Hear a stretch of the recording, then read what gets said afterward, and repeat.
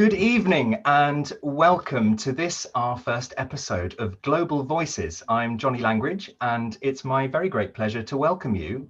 That was a piece written by John Cook in 1400, just after the Black Death in England, referencing, of course, the fact that a star in heaven had allowed this Black Death to pass, and hoping that that same star will embrace the world and cancel out all of the warfare.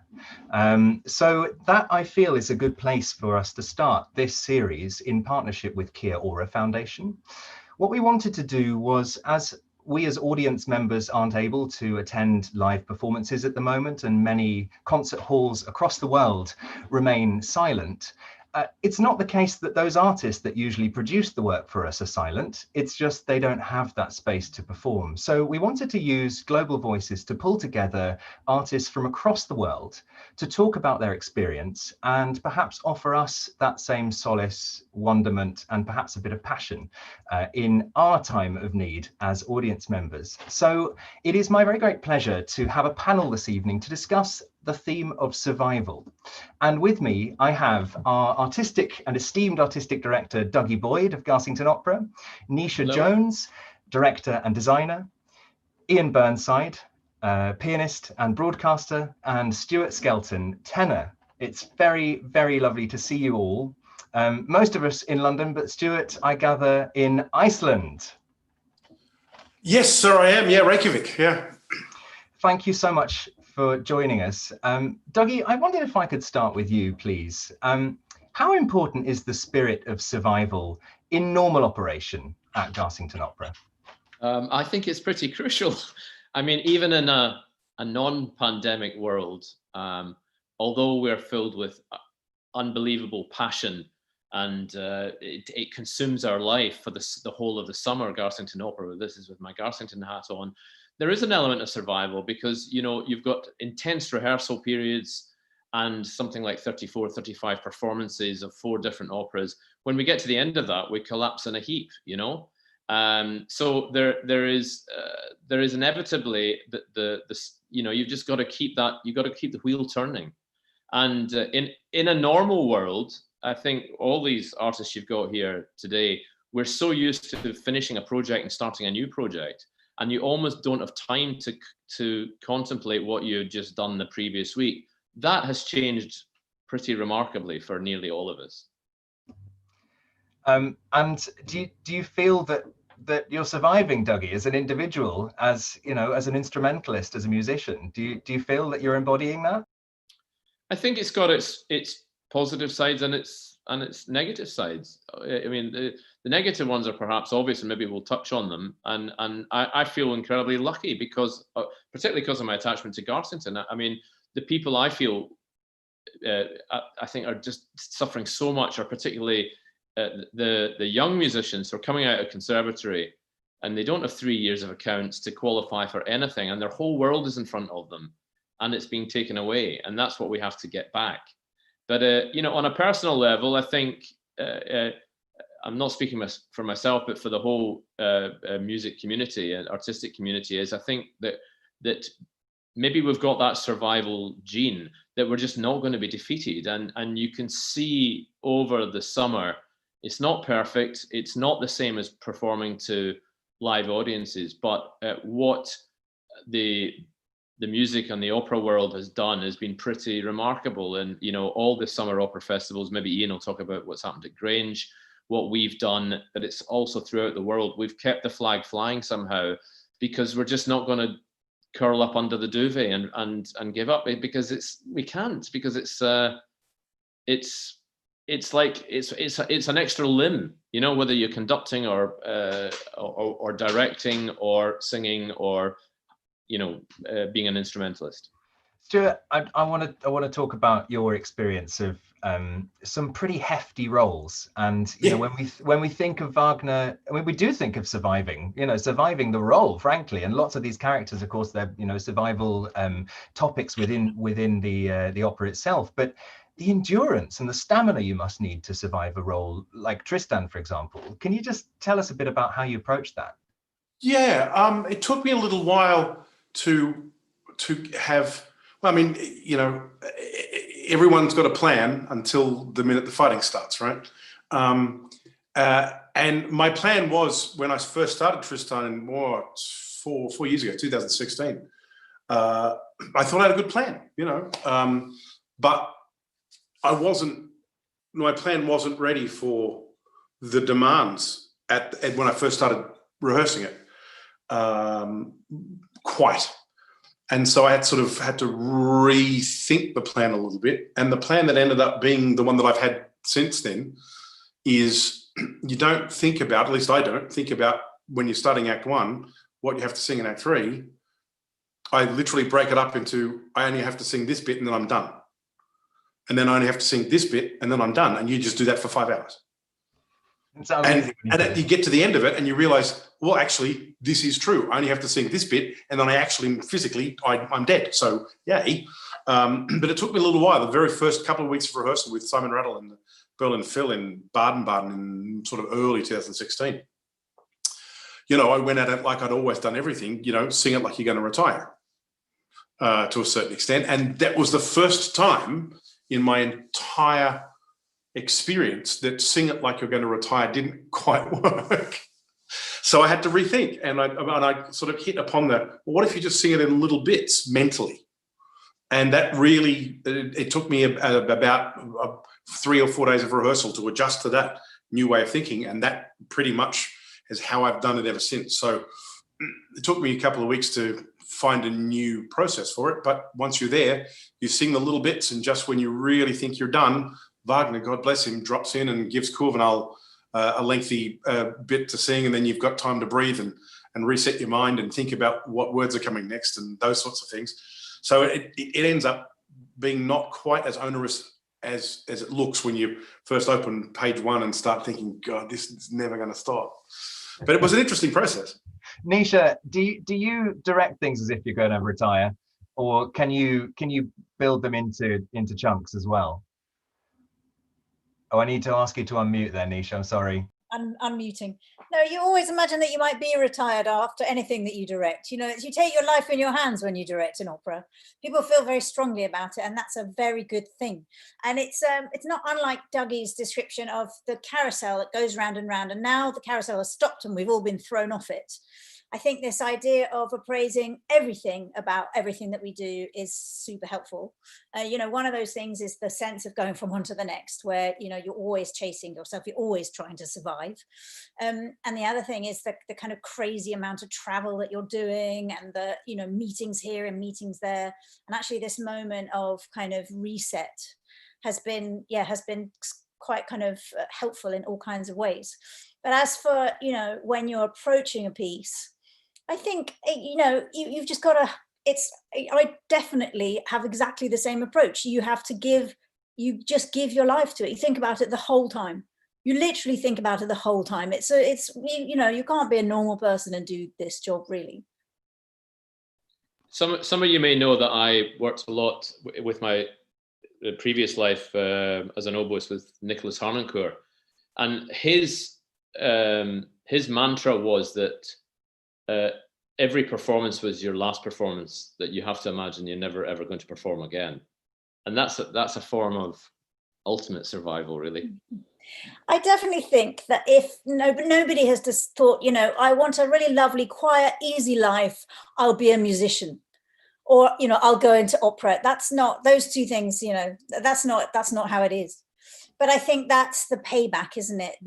It's not just adrenaline or the kind of amazing rewards that you get in working in such an exciting team. But there is something that, it's Yoko Ono's thing, art is our way of survival. And that's true. It's a way of communicating with the world around us, and we need it. It's an instinct. I agree with the Dennis Dutton idea that art is an instinct. We need to do it. And so when we can't, I think we realize how much we need it. And that's again, not unhelpful. Iain, you've got many strings to your bow. Many of them we've seen you perform, etc. But the things we don't see, I assume, are your work with young musicians. How does this tie in with when you're teaching or you're giving a masterclass? Do you touch on these themes? Well, Yes, and at the moment, I am working with a couple of different groups of students at the moment, and I just can only echo what Dougie was saying, that I think it hits, this whole COVID thing has hit different generations in different ways, and it's tough for everyone in different ways. But you have to really feel for people who are in their teens and 20s, because it's just ghastly for them. And so I think the role for grizzled bald people like me is to just try and give them something to hold on to, and engage them, and work with them in such a way that they can get through this next bit. Because particularly if you are actually a student at an institution, the institutions are working so hard to make it work and to get people into the building so they're not just sitting in front of screens, and to have musical interaction. You know, what we all do is team sport. I mean, opera by definition is collaborative, dance is collaborative, drama is collaborative. You know, there are only so many Alan Bennett monologues you can watch or put on. And so if you're paying the extortionate fees that conservatoire students have to pay, particularly if they come from abroad, if you're paying all those fees, you know, it's down to the likes of the, as I say, grizzled old profs like me to try and give them some reason to get up in the morning. And I've found an amazing positive spirit with the students I'm working with. There's such, I mean, I get a lot of energy from their positiveness, because they're so determined, bright-eyed, bushy-tailed. They really want to, they're there because they want to do it. And I find that very touching. And I'm certainly not going to tell them how hard it might be for them, because I don't want to destroy that beautiful energy that they have. You touch on that, you know, sitting looking at screens all day. You know, part of my role is our digital output at Garsington. How do you, Iain, how do you feel about streamed performances? Do you think that it's a necessary stopgap, or would you rather that we didn't do it at all? No, I think they're a blessing. I mean, it's not a choice between streamed and not streamed. It's a choice between streamed and zero. And I mean, I think John Gilhooly at the Wigmore has been absolutely heroic in leading the way, and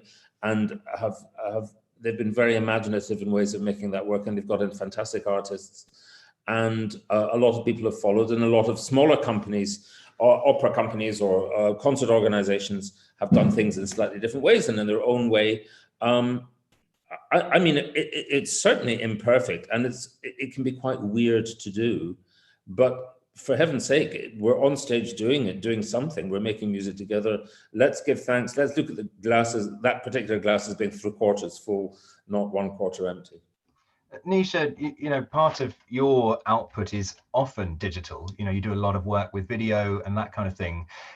What do you think we can learn from what you've already been doing in your career? How can we use digital as a very valuable part of the future of our art form, rather than just as a way of getting it out when we have to close? Yeah, it's been very strange for me this year, because we're now having conversations that I've been having for a while, but with a great deal more urgency. And I'm right in the middle of directing a VR opera for the Royal Opera House.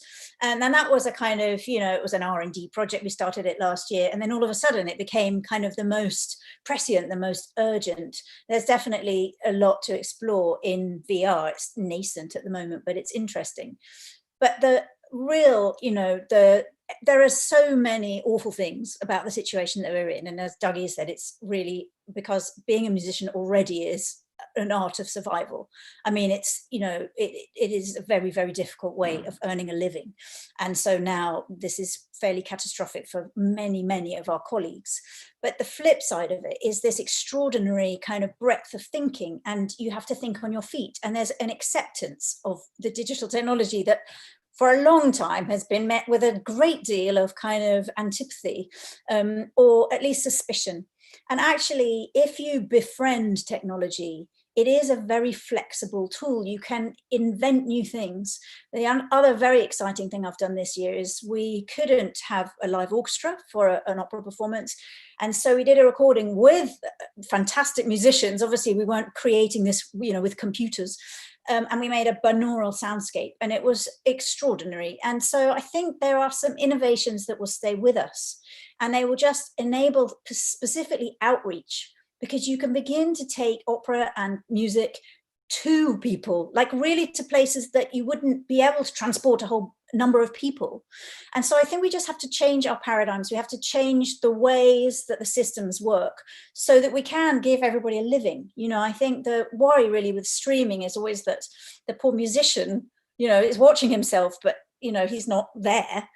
And so those are the things that have to change. But there have been all kinds of incredibly creative responses. And one thing our industry has is imagination. That's kind of a given.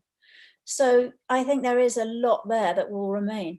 For those of us that don't know, can you just unpack the binaural soundscape for me just a moment? What does that mean? Okay, it's the most amazing thing I've ever heard, is all I can tell you. It's amazing.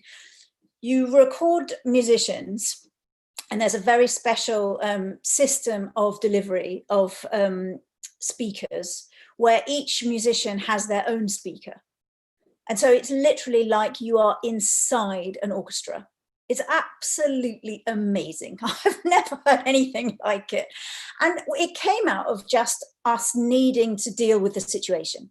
You know, obviously we wanted to pursue the project, and we wanted to involve the musicians, of course, but we couldn't put them there live.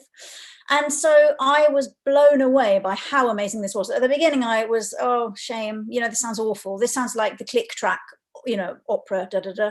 And it wasn't that at all. It was a whole new thing, which was tremendously exciting. And so I think there are things that don't need to obliterate other things. And when we get back to live performance, which we will, we can keep these just as another whole string to the bow. Yeah. You know, Stuart, I think we should think in terms of expansion, not contraction.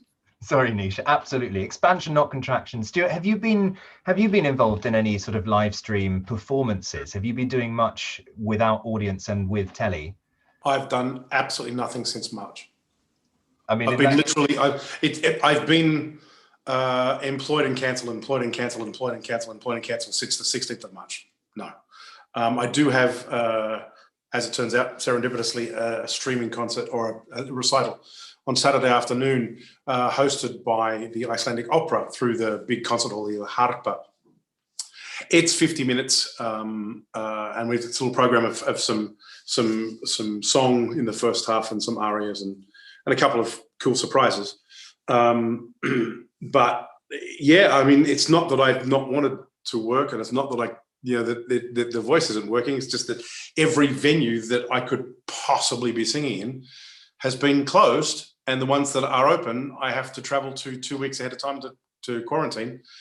And then there's no guarantee that once I come out of quarantine that venue will be open when I get there. So no, I haven't literally done nothing since the 16th of March.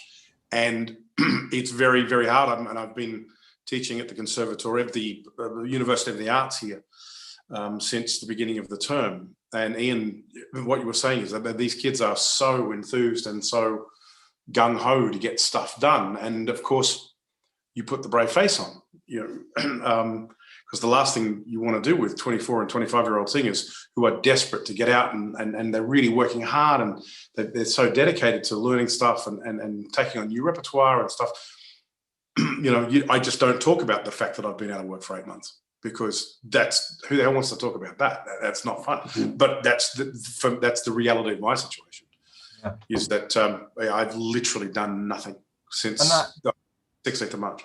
That reality is, I think, very important to talk about, because it's all too easy, I think, to forget about it and just look for the future. But that's extremely hard, and I know we will all be tuning in on Saturday and wishing you really, really well. It's a terrific opportunity to do that. Bjarni Freeman, who's the piano player, is an incredibly talented guy, and was one of the advantages, of course, is that if you're in a city already where people who are coming in have to quarantine, I don't have to because I'm already here. I think that's part of the advantage.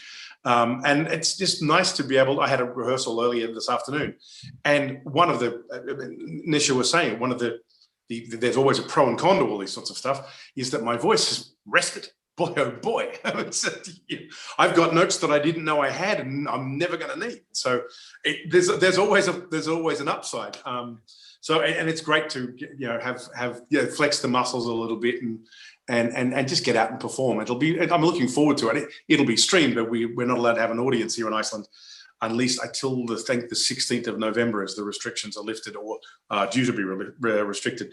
No more than 10 people at any given in any given venue, certainly not even in private homes, supposedly no more than 10 people. So it's been an interesting year, and I'm not going to be upset when 2020 changes over, if I'm honest.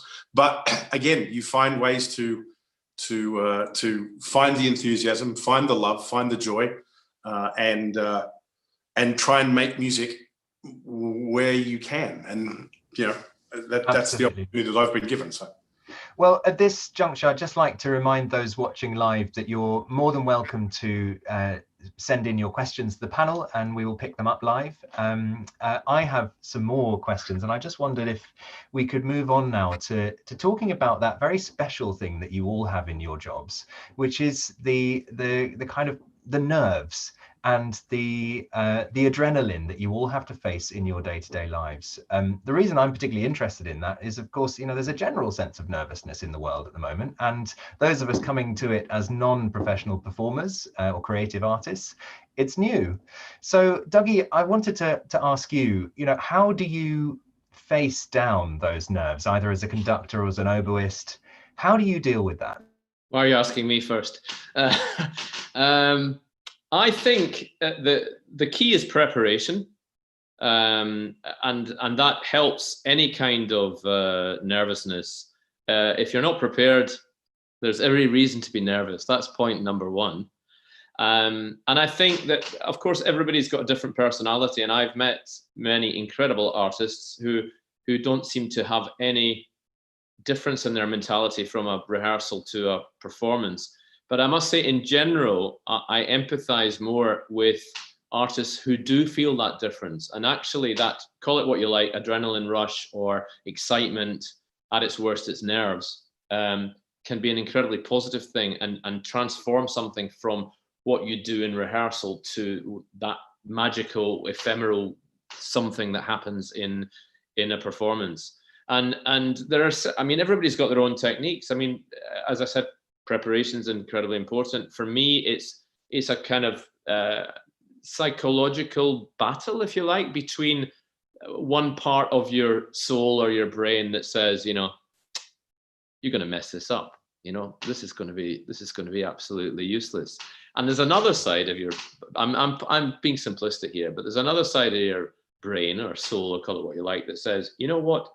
You've actually been studying this for years. You're a professional musician. You've been doing this for years. You're prepared, and you've got track record. And I think there's a kind of also the wheel keeps turning. The more you do things without completely causing a catastrophe, helps to build some kind of portfolio of strength, inner strength, to be able to do it. And the last thing I think that's incredibly important, and then I'll shut up, is that you've got to absolutely love performing. And if there's one thing I miss more than anything, is audiences. And when we, with my Garsington hat on, when we managed to put on these 5 performances of Fidelio with an audience, I kind of lost it on the first night, just going out and seeing people. And I think I said to the public, it's just so wonderful to see you all. And everybody whooped as if it was a kind of American campaign rally.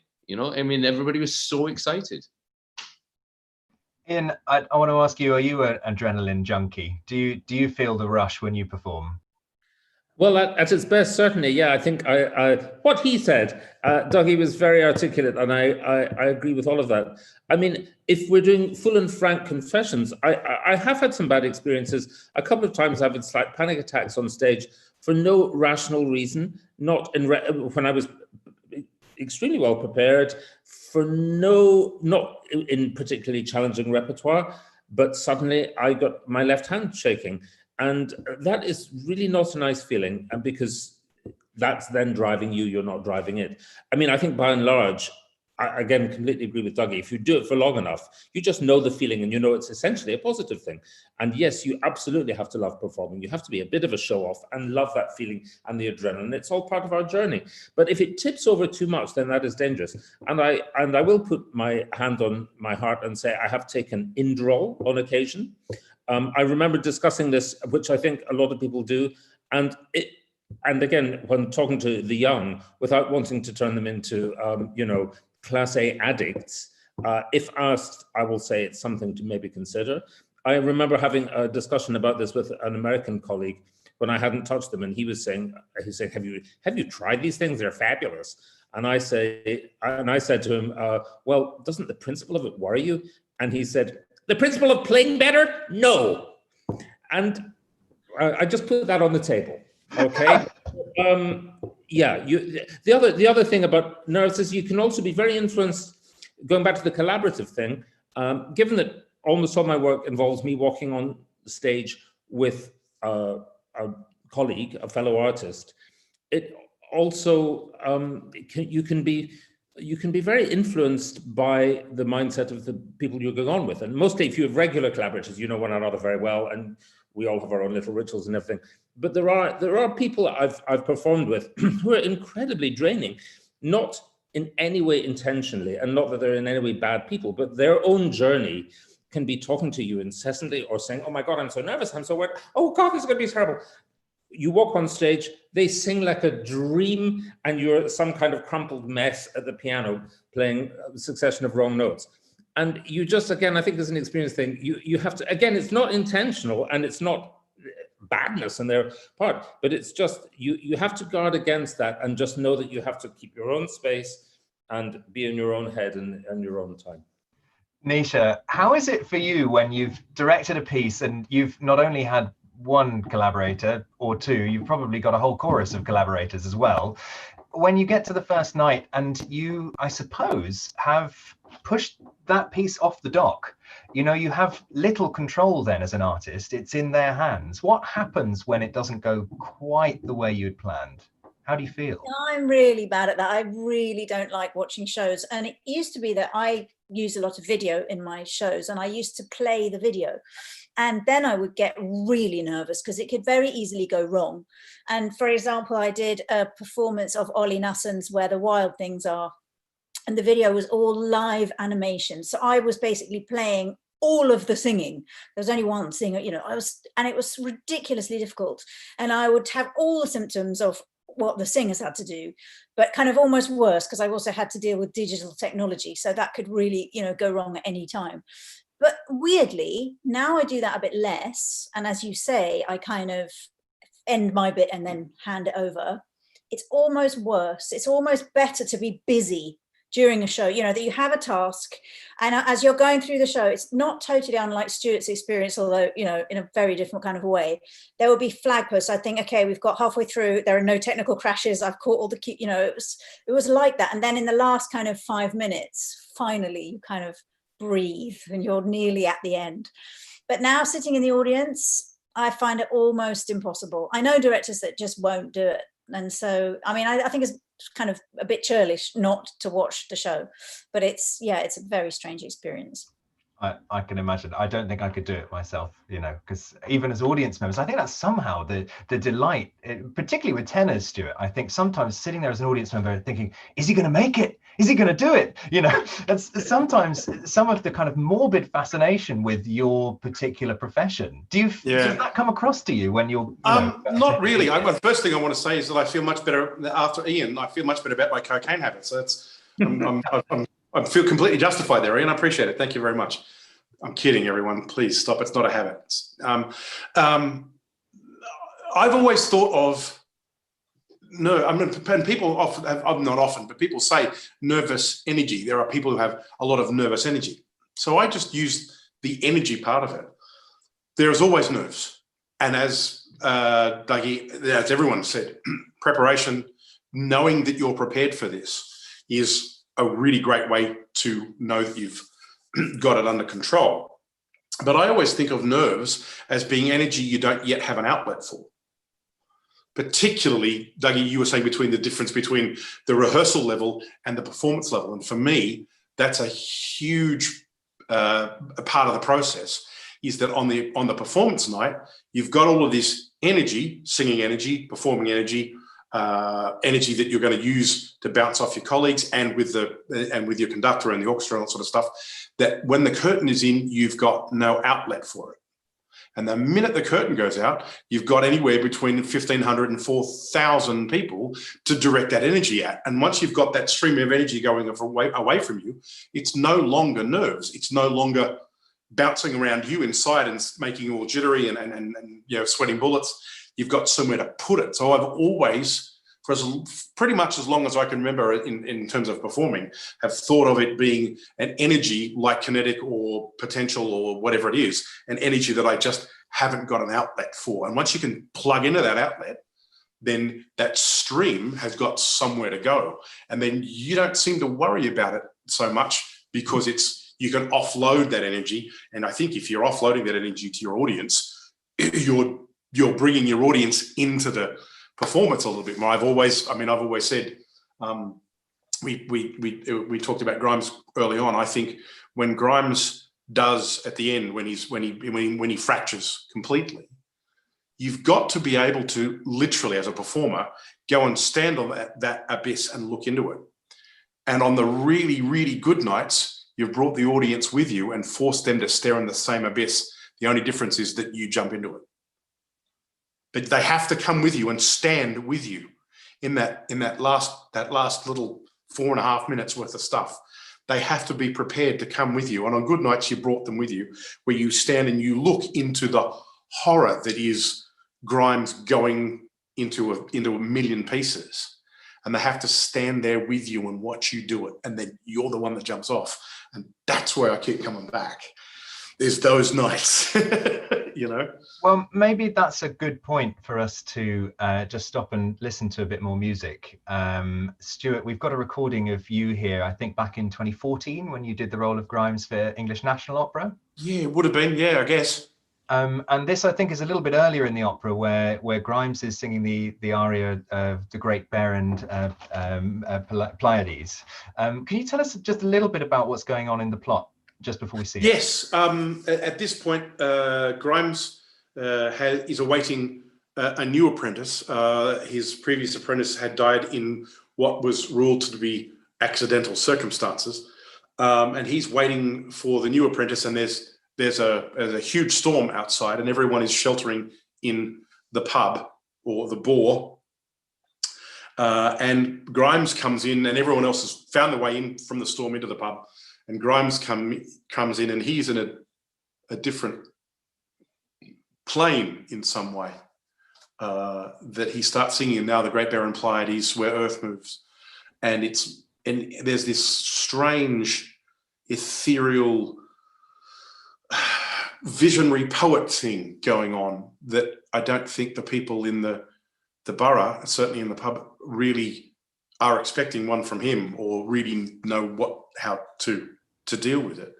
So well, let's take a listen, shall we? So this is you with Richard Pearson at the piano, and this is Stuart back in 2014 from Peter Grimes.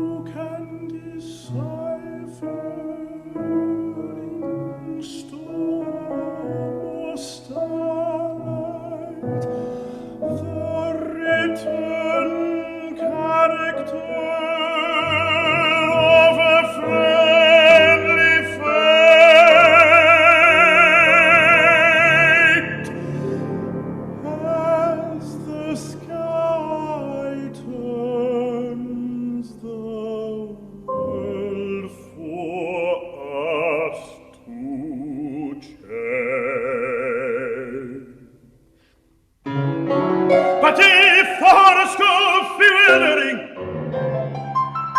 like a flashing turmoil of a shore of herring.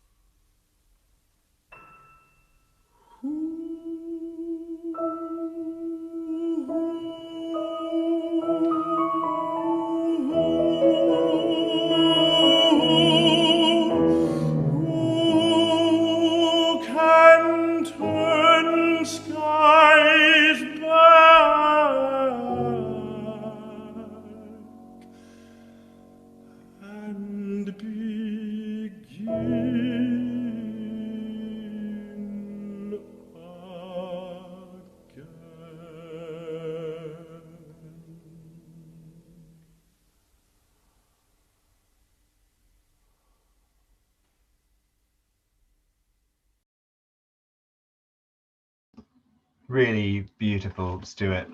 That was a fantastic performance, and I remember seeing it live in the Coliseum. So thank you for letting us share that. Oh, I muted that so I didn't have to hear myself sing. I find it interesting, particularly because we started with the stars in 1400 with John Cook saying, you know, this star has healed the plague, and if only it could heal the rest of our woes. And there Grimes is looking to the stars again at the beginning, and midway through he says something that struck me very much today. As the sky turns, the world for us to change. You know, my interpretation of that is that the stars have done all their work. It's down to us to do the rest. And Netia, I just wondered if I could talk to you a little bit about your history with this opera. I gather that it's quite special to you. Yeah, I mean, first I just have to say we've got to get that man back on a stage very fast, because it has been too long. It was the first opera I ever saw, and really, you know, I've always completely been committed to the idea of bringing children in to see shows. Like, you wouldn't think that Peter Grimes was necessarily a children's show, but I was absolutely overwhelmed. I can't describe the feeling. I'd never seen or heard or experienced anything like it. And it truly was for me at that moment the idea of the Gesamtkunstwerk. It was the fact that there were so many things going on at the same time, and you know, there was no turning back really from then. I was a kid, but I drew posters. You know, I didn't really know how to engage with opera, so what I did is I drew posters. You know, kind of endless, moody posters, and you know, and then as soon as I was old enough in my teens, I volunteered. I did my work experience at the Collie. I was, you know, I think it's if you are lucky enough to have this kind of music introduced to you early enough, and it takes a hold, it's with you for the rest of your life, and it becomes one of your survival mechanisms. And there's no question about it. So even just hearing that tiny little excerpt, the effect that it has, you know, on me personally, but on everybody, is so profound. It's, you know, it's amazing. I couldn't agree more. Well, I think that's probably us going to draw this evening's discussion to a close, but I'm really so grateful to you all, not only for joining us to chat this evening, but for all of your creative expertise and for your amazing careers, giving us such pleasure when we've seen you perform. So thank you very, very much to Iain, Stuart, Netia, and of course, Dougie. We hope to be back with another episode of Global Voices in partnership with Kia Ora Foundation next month in December, and then another final one in January. We'll be putting more information about that on our website and on our social media channels. But thank you very much for joining us this evening. I hope that you've enjoyed the discussion, and we will see you again soon. Thank you.